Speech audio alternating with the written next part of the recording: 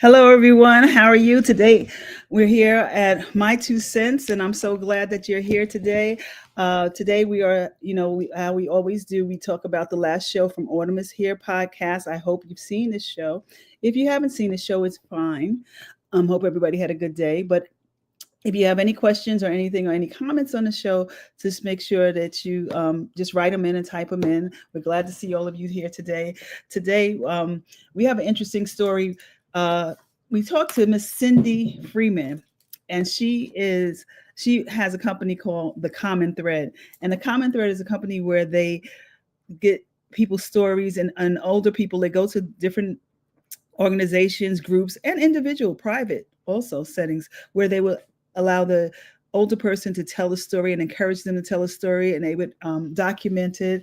And families love that. Families love that. You know how so often our older adults, when they pass on, their stories go with them, their memories go with them, all the things that are in our life that can contribute to how we was raised and what our family did and where our family came from, then that goes with them and we don't know it. So that's what she does. She goes to these different centers. It could be nursing homes, it could be centers, and she encourages them to tell their story. So if you haven't seen the show on Autumn is Here, please go there and look at the whole show. It's very interesting, and she's also a caregiver, so that's very interesting. She takes what she knows and she pays it back by being a storyteller. But um, let's talk about her company for now and what she does.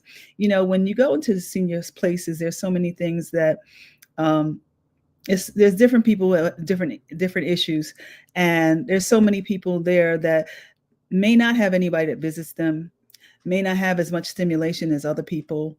And with her being here, but her being there, she is able to get them together as a group. And sometimes they may shy away from it, but sometimes when one person starts talking, you know how it gets. When one person starts talking, then the other person starts talking, and then they continue the story, and then someone relates to this one and someone relates to that, and it really helps them. It encourages them. It encourages them, and it helps their it helps them thinking. It helps their brain and stuff to start working, because some people who have dementia and have brain issues, you need to stimulate that, and it stimulates them and helps their morale, because then one gets excited over the other one's story and they pitch it and stuff like that, and it's really good for them to be stimulated with that. And nursing homes and things like that, sometimes they don't have time to take that kind of personal social care to people. So it's good that people come in from the outside, like what Cindy does. She comes in from the outside and she gets them to tell their stories and talk about things that they know and things that they're familiar about.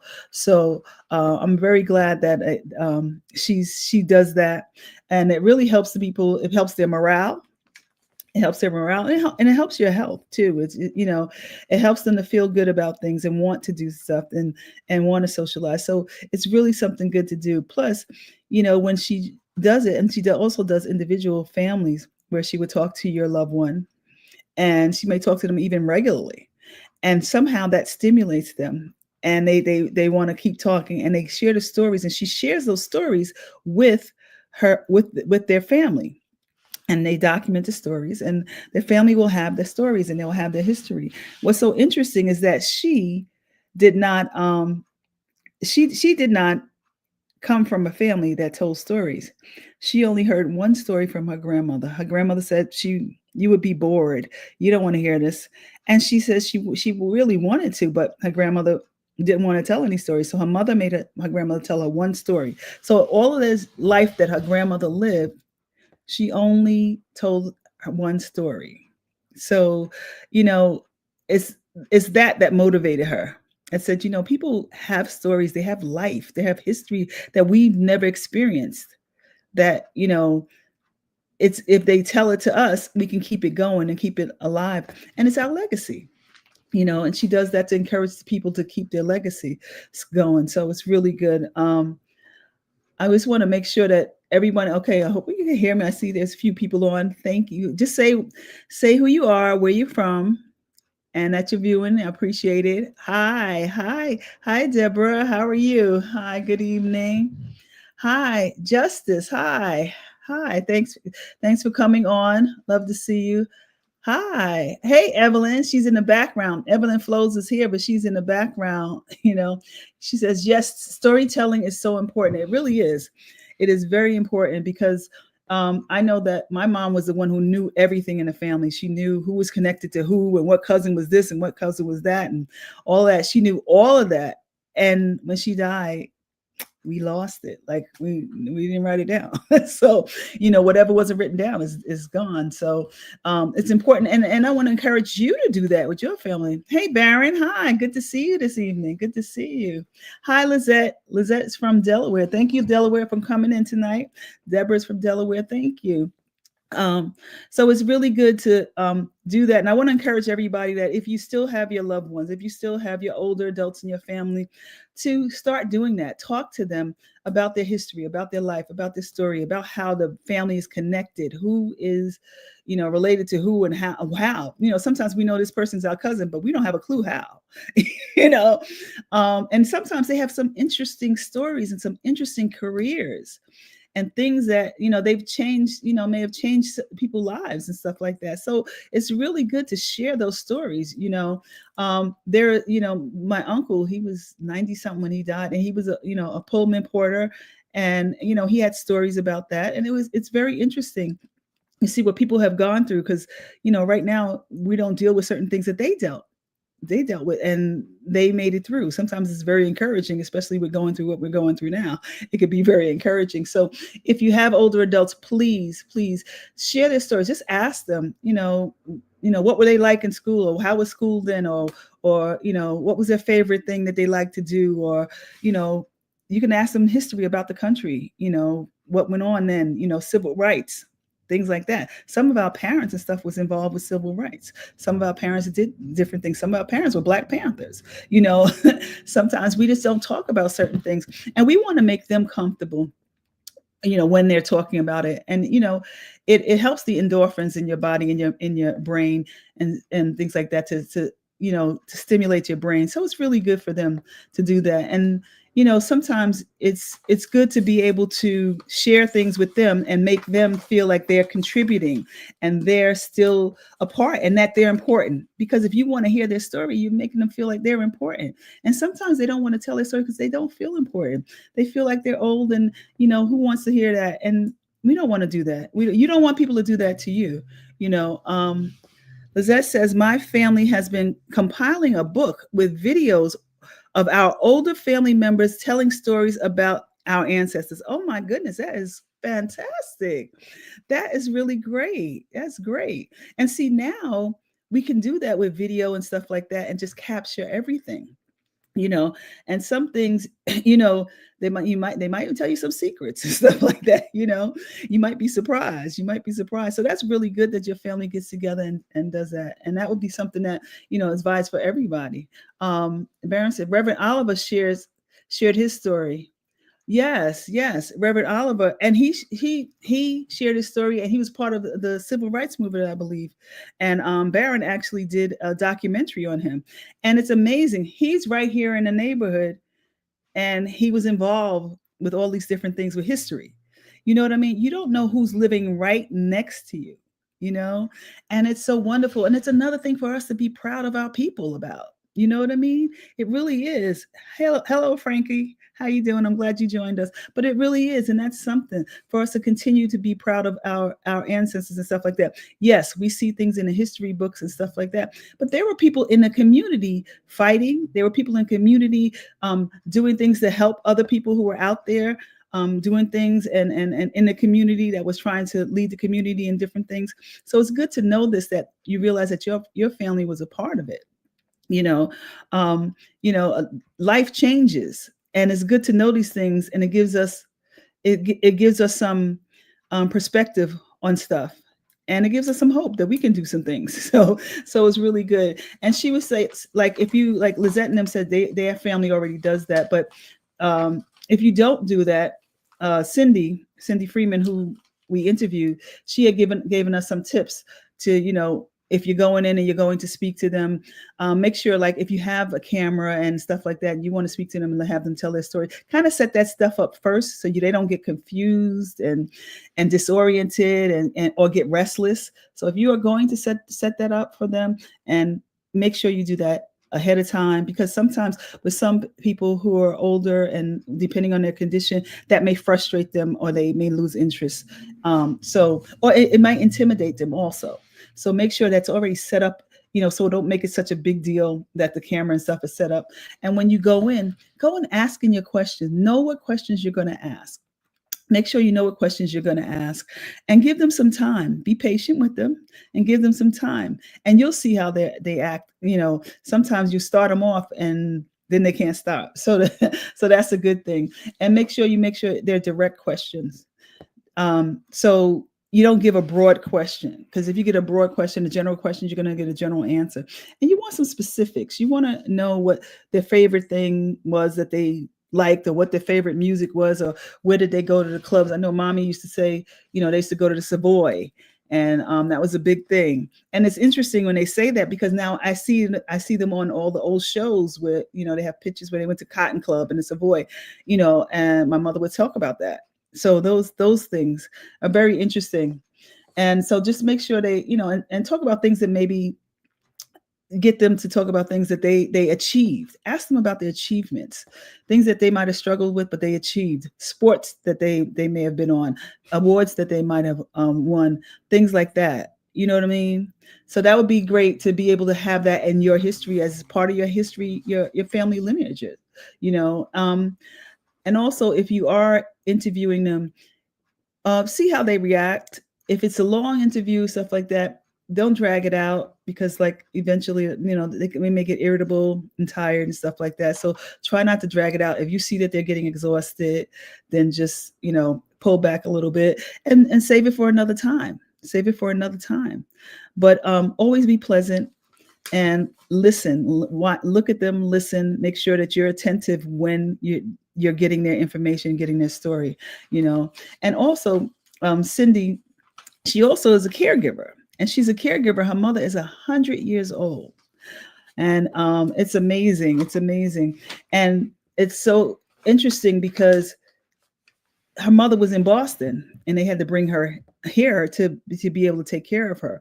But luckily, she does have the support. She did have the support. But even with that, it was so many things she had to learn, and so many things she had to find out about. And some of the things were legal things. And we have to make sure that we have all the legal things in place. We have to have, the power of attorney and the healthcare proxy and all these different things.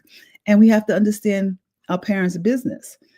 She was talking about how her parents had some stocks that wasn't working right, and they was just losing money. And so they had to take that over. These are things that her mother normally could handle, but because of that, she couldn't handle it. So they had to step in and do that. And, if you don't know what your parents' business is, sometimes you may not be able to help them. Sometimes you may lose some valuables. They had to get a lawyer because they just assumed that, when their mom wasn't able to pay the mortgage, the family just got together, pay the mortgage, but they were going to get that back. And I guess the sale of the house or sell whatever. And when it came down to it, and then she had to be put into a nursing home, they were like, no, that's not, that's gifting. No, you don't get that back. And they had to go to court. They had to go through lawyers and go through 5 years of them looking back into everyone's business, not just her mom's financials, but her whole family's financials, to try to prove that money was supposed to come back to them. They were just putting it out there until her mom's money was ready for her to, take care of stuff. So these legal things we don't know about, and we need to know about that and ahead of time. Estate planning. Get an estate lawyer and make sure you plan things. You might think that your mom and your dad don't have a lot of stuff, but you'd be surprised. They might, just like her mom had stocks. You'd be surprised. They may have a portfolio. They may have jewelry. They may have different things. And those are things that you should plan now. Talk to them and plan now what it is that valuables, because they had to use that for a time. The money that she sold from the condo, they had to use that to take care of her for years. and they didn't know how long she was going to live. And here she is. She's 100 and she's still here. But now she's run out of her money and now she's able to go on the Medicaid. So that was something that luckily she did have some property that was able to carry her through for a while. But getting her on Medicaid and stuff like that was really difficult. It was really difficult trying to do that and go through that process and getting her there. But, like, you don't know how long your parents are going to live. So you might think they don't need the help. They don't need the help from the state. And maybe at this time they don't, but later they might. So you should be thinking about what does it take to get Medicaid, Medicare, whatever they need. Think about that ahead of time, because you don't want it to be where they're run out. And now you have to run around and try to figure out Medicaid and how to get her in a proper place. Because, some places are private and they're not going to take Medicaid. So even if there's some place, they might have to move to another place. Also, one of the biggest things that she talked about, being a caregiver, looking out for her mom while she was in a nursing home. They had a nanny cam, and they would watch, and her mom would slip out of the chair and fall. And they would call them, and they would come to take care of her. But it's like her mom, she was there for like hours before they came. Those are things to think about if your loved one has to go into a nursing home. And one fall, she fractured her hip, but it would be able to be healed. But still, you don't want your parent falling, especially at that age. She was in her 90s. That to be able to watch them. So sometimes in the nursing home, you just really have to be extra eyes on it, get a nanny cam, whatever you have to do. And for that reason, they had to change her and put her in another place. And here we go again. You have to start the process over again, trying to find a place that's suitable for your loved one, because her status has changed now, where she might have been able to do certain things. She's not able to do that now. So it's very hard to start that process over. And especially once you've already done it and you think you have a place that's good, to have to do it over again is a lot. So there are so many different complications that you can go through when you're dealing with a loved one and an older loved one. So you have to be careful, and you have to be attentive. And if you're not able to do it, sign somebody else, your wife, your husband, sign somebody else to it so they can check them out when you can't. And they would look at her overnight, like see what's going on overnight and see that she's been on the floor for a long time, and no one should have to live like that. I'm sorry. Nobody should have to deal with that. So whether you're paying privately or you're on Medicaid, no one should have to deal with that. So she was able to find her a good place that her mom liked and she liked, and it's hard sometimes, Yes, absolutely. You better pray about it, because sometimes they're understaffed, and sometimes places are not equipped. Like the places she was, they weren't equipped, So that's how she realized that she had to go to another place that was equipped for her, because her mom had changed. You got to be up on it, you got to be up on it, and it's a lot. But you got to be up on it and ask for help. Hi, Rakaya. Thank you for coming in tonight. I appreciate that. Nursing homes are necessary, but the process can be scary. Yes, the process can be scary. Yeah. And sometimes when you go through they have paperwork is like so much. I got to tell you, it's a lot of paperwork. And if you don't understand what's going on, you might need to get somebody else to help you out with that, because sometimes you have to pay somebody. Sometimes you have to pay somebody to help look through that to make sure you have the right place. But it is scary. It is scary because they also don't, every nursing home is not the same. If you see my last series, my short series, I was trying to give people some insight into some, nursing home and what choices they may have, because every nursing home is not the same.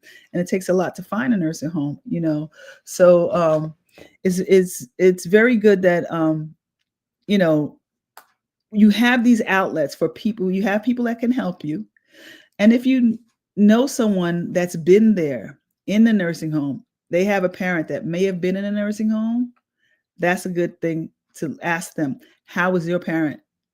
How did you deal with that? How did it treat them? What was going on there? How was the food? Were they engaging the people? Were they attentive? Did they do social activity? Is it clean? Are they well staffed? Do they respond to them in emergency?